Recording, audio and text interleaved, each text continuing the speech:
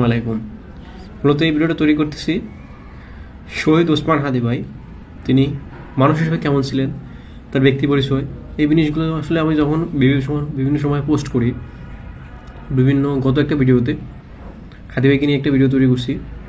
ওই ক্ষেত্রে যে কোনো একটা ইউজার উনি অনেকগুলো হাহারি একতেছে।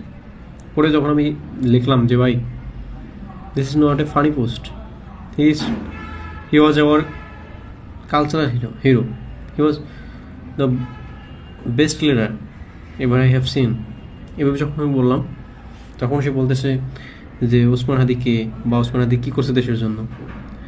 ওই সকল লোকের জন্য আসলে মূলত আমি বর্তমানে এআই দেখে আমারও অত বেশি জানা না। এই ক্ষেত্রে আমি কি করলাম, আজকে সামনে ল্যাপটপ নিয়ে ডিটেলসে জানতেছি, পাশাপাশি ওই সকল মানুষদের জন্য জানানো যাচ্ছে। আসলে আমরা কখনো হিংসাত্মক মন্তব্য করবো না, কারণ দিন শেষে গিয়ে আমরা মানুষ হিসেবে অবশ্যই আমাদের সহনশীল হওয়া উচিত। আমাদের যখন ইচ্ছার বিরুদ্ধে যে কখন যদি কেউ কথা বলে, আমরা তখন কী করি, এটাকে ওটাকেও রেসপেক্ট করা উচিত আমি মনে করি। ওই ক্ষেত্রে আমি কী করতেছি, শহীদ ওসমান হাদির ভাইয়ের নাম, পুরো নাম হচ্ছে শরীফ ওসমান বিন হাদি, অনেকে ওসমান হাদি নামে পরিচিত।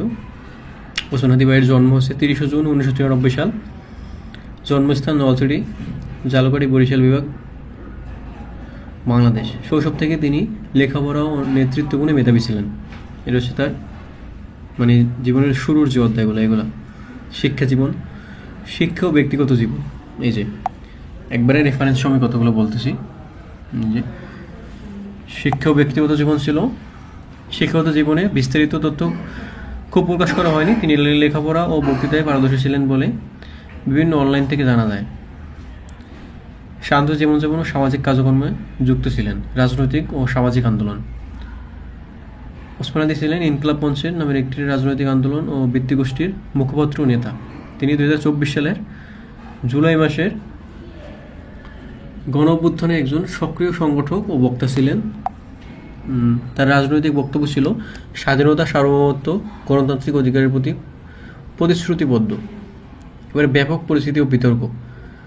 হাদি আন্তর্জাতিকভাবে তখনই বেশি পরিচিত পেয়েছিলেন যখন তিনি গ্রেটার বাংলাদেশ নামের একটি মানচিত্র প্রকাশ করেন, যা ভারতীয় ভূখণ্ড অন্তর্ভুক্ত করে। এর জন্য তিনি তীব্র সমালোচনার মুখে পড়েন। তার মানচিত্র এবং তার বক্তব্যকে ভারতের দিকে বিরোধী ভাব বজায় রাখার বিষয়টি আরও বিতর্কিত হয়েছিল। রাজনৈতিক প্রতিদ্বন্দ্বিতা। 2025 সালের শেষে তিনি ঢাকা 8 আসন থেকে নির্বাচনী প্রার্থী হিসেবে প্রতিদ্বন্দ্বী করার পরিকল্পনা করে। ঘাতক হামলা। 12 ডিসেম্বর 2025 ঢাকার পল্টন এলাকায় একটি গৃহ প্রার্থনার বাইরে রাস্তা থেকে মোটরসাইকেলের চালকদের গুলিতে লক্ষ্যবস্তু হন। গুরুতর আহত অবস্থায় ঢাকা মেডিকেল কলেজ হাসপাতালে ভর্তি করা হয়, পরে সিঙ্গাপুর জেনারেল হাসপাতালে নেওয়া হয়। 18 ডিসেম্বর 2025 শহীদ ওসমান হাদি শহীদ হন। মৃত্যুর পর প্রতিক্রিয়া। তার হত্যার পর সারা দেশে ব্যাপক প্রতিবাদ ও অস্থিরতা ছড়িয়ে পড়ে এবং রাজনৈতিক উত্তেজনা বৃদ্ধি পায়। অনেক মানুষ তাকে গণহত্যা ও সার্বভৌমত্বের প্রতীক হিসেবে শহীদ হিসেবে স্মরণ করেন। অনেক মানুষ না, সব মানুষই তাকে শহীদ হিসেবে স্মরণ করেন। শেষকৃত্য ও স্মৃতি। রাষ্ট্রীয় মর্যাদায় তাকে সম্মান জানানো হয়। দেশের মহামান্য কবি কাজী নজরুল ইসলামের পাশে তাকে কবর দেওয়া হয়। এরপরে সারসংক্ষেপ হাইলাইট। জাতীয় রাজনীতিতে উঠে আসা তরুণ নেতা, ইনকিলাব মঞ্চের মুখপাত্র ও আন্দোলন সংগঠক, বিস্তৃত বিতর্কে জড়িত, বিশেষ করে গ্রেটার বাংলাদেশ মানচিত্র, নির্বাচনী প্রার্থী হিসেবে প্রতিদ্বন্দ্বিতা করার পরিকল্পনা, হত্যার পর দেশজুড়ে রাজনৈতিক উত্তেজনা, প্রতিবাদ।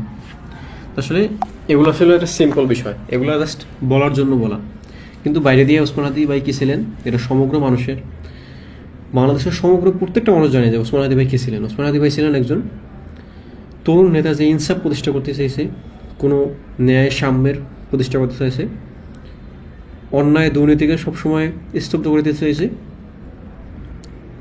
একটা মানুষকে অন্যায় দেখে প্রতিবাদ করার মতো যে এটা ক্যাপাসিটি, এটা তৈরি করতে দিতে চাইছে। জনগণের টাকা দিয়ে জনগণকে এটা না, জনগণের থেকে নির্বাচনের আগে জনগণকে আমরা যেভাবে দেখি প্রচলিতভাবে, যে একটা সময় নির্বাচনের সময় আমার ফ্যামিলিতে 10 জন 10,000 টাকা পায়, আবার 5 বছরে 20,000 50,000 টাকা বা আরও বেশি টাকা, ওরা তো জানেও না একটা বাজেট যদি মেরে দেয় দিন শেষে কী হয় যে আমাদের টাকাই আমাদের ঘুরিয়ে ফিরে দেয়, মানে এইভাবে করতেছে।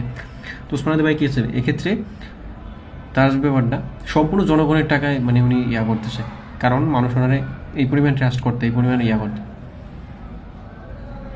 আর দিন শেষে কি অত্যন্ত গায়ে লাগে এই কথাগুলো যখন ওসমান হাদি ভাইকে নিয়ে কেউ কথা বলে। কী জন্য গায়ে লাগে? কারণ ওসমান হাদি ভাই যে লেভেলের মানুষ ছিলেন আসলে তাদের ন্যূনতম আমাদের মানে তার মতো ন্যূনতম আমাদের নাই। আমরা প্রত্যেকেই স্বার্থপর, দিন শেষে ভীতু বা এই বাইরে দিয়ে অনেকগুলো মানে সিস্টেম আমরা বাধা, যেগুলো ওসমান হাদি ভাইকে অতিক্রম করতে পারছিলেন বলে আজকে মানে আমি মনে করি বাংলাদেশের যে পরিমাণ জনগণ প্রত্যেকেই ওসমান হাদি ভাইকে মন থেকেই সম্মান করে। আর যারা না করে তাদেরকে আমি অসম্মান করে বলছি না, কিন্তু দিন শেষে তারাও জানে ওসমান হাদি ভাই ভালো ছিলেন। এটাই তো আসলে ওসমান হাদি ভাইকে নিয়ে ডিটেলসে আমার এত বড় ভিডিও তৈরি করার কোনো পরিকল্পনা ছিল না। আমি এই ভিডিওতে তাকে মেনশন করবো যারা আমি অবশ্যই মানে টিকটকে আমার নিয়ে এই কথাটা বলছে একজনে, তো ওনারা আমি মেনশন করে দেবো। দিন শেষে আসলে একটা মানুষ যখন শহীদ হয়ে যায় বা ইন্তেকাল করে তখন তার সমালোচনা করছেন না, কখনোই না, যত খারাপ মানুষ হোক বা যতই হোক। তো আসলে ওসমান হাদি ভাই তো দিন শেষে কিন্তু মানুষ আসলে অবশ্যই একজন ইনসাফের ন্যায়ের প্রতীক হিসাবে সকলের কাছেই পরিচিত পেয়ে তিনি ইন্তেকাল করেছেন। আল্লাহ তাআলা তাকে জান্নাতবাসী করুক। আর দিন শেষে আসলে আমরা কখনোই এমন মন্তব্য করবো না যে মন্তব্যের কারণে অন্য কেউ কষ্ট পায় বাইরে দিয়ে। আসলে এগুলো অত্যন্ত আমি মনে করি মানে জঘন্য কাজ, সেটাই। তো হয়তো অনেকগুলো কথা বলা মানে আমি বলছি, অনেক সময় জড়তা হয়েছে, অনেক সময় মানে হয়তো আমার মুডস ঠিক ছিল না। সবাই আমি মনে করি ক্ষমা সুন্দর দৃষ্টিতে দেখবেন। দ্বিতীয় আসলে ওসমান হাদি ভাইকে নিয়ে আপনার মতামতকে অবশ্যই জানাবেন। আর অবশ্যই আমি এই ভিডিওতে তোমাদের আরেকটা কথা বলতে চাই যে আমরা সবাই আমাদের জায়গা থেকে justice for Hadi, we are Hadi এই ধরনের হ্যাশট্যাগুলো ব্যবহার করি। হাদি ভাইকে যেন আমরা ভুলে না যাই। হাদি ভাই কিন্তু বলছে আমরা জান দেবো জুলাই দেবো না, এই ক্ষেত্রে যেন আমরা এগুলো অবশ্যই মানে মনে রাখি। এটাই ভিডিওটা অনেক লং হয়ে যাইতেছে। লং হওয়ার উদ্দেশ্য আসলে এটা ছিল না, উদ্দেশ্য ছিল আসলে যে হাদি ভাইকে নিয়ে যে মানুষের মানে আমি মনে করি ক্ষোভ কাদের, যারা সত্যকে সত্য বলতে চায় না, মিথ্যাকে মিথ্যা বলতে চায় না, মানে কি মানে সত্য মিথ্যার যারা যাচাই করে না, যারা এখনো জুলুমের পথে হাঁটতে চায়, অন্যায়ের পথে হাঁটতে চায়, আমি তারাই মনে করি হাদি ভাইয়ের বিপক্ষে থাকবে, তারাই স্বৈরাচারের পক্ষে থাকবে, ইনসাফের বিরুদ্ধে থাকবে। আসলে আমার ভিডিও যদি কারো আমি মনে করি কি এই ভিডিওর কারো বিরুদ্ধে আমি তৈরি করি নাই, এরপর যদি কারো বিরুদ্ধে যায় আমি করবো অবশ্যই সে ইনসাফের পক্ষে না। এটাই আসলে দিন শেষে সোশ্যাল মিডিয়ায় কথা বলাটাও বর্তমানে রিস্ক, কিন্তু এই রিস্ক আমাদের মাঝে মাঝে নিতে হবে। কারণ কি জন্য মানুষ আসলে অবশ্যই মরণশীল, প্রত্যেকটা মানুষ মরণ একদিন আসবে। যদি আমার ইনসাফের জন্য আসে তাহলে অবশ্যই আমি এটা মনে করি অত্যন্ত ভালো একটা মানে কাজ, গ্রহণযোগ্য একটা কাজ।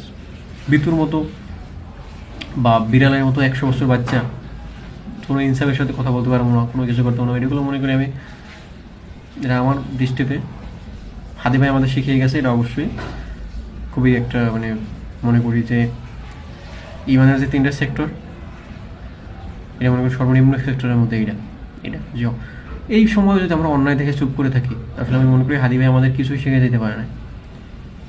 হাদি ভাইয়ের ব্যর্থতা না, আমাদের ব্যর্থতা। আল্লাহ তাআলা প্রত্যেককে বোঝার তৌফিক দান করুক। আর হাদি ভাইয়ের জন্য সবাই দোয়া করবেন, প্রত্যেককে justice for Hadi, we are Hadi এই ধরনের হ্যাশট্যাগ ব্যবহার করবেন। আর ভিডিওটা আমি মনে করি সবাই একটু শেয়ার করবেন। এই কী জন্য? ভিউসের জন্য না, জাস্ট ওই লোকটা পর্যন্ত পৌঁছে দেওয়া যে হাদি ভাইয়ের এখনও হাদি ভাইয়ের বিরুদ্ধে কথা বলে, ইনসাফের এখনও বিরুদ্ধে কথা বলে, তাদের কাছে পৌঁছে দেবেন ইনশাআল্লাহ। এটাই। আল্লাহ হাফিজ, আসসালামু আলাইকুম।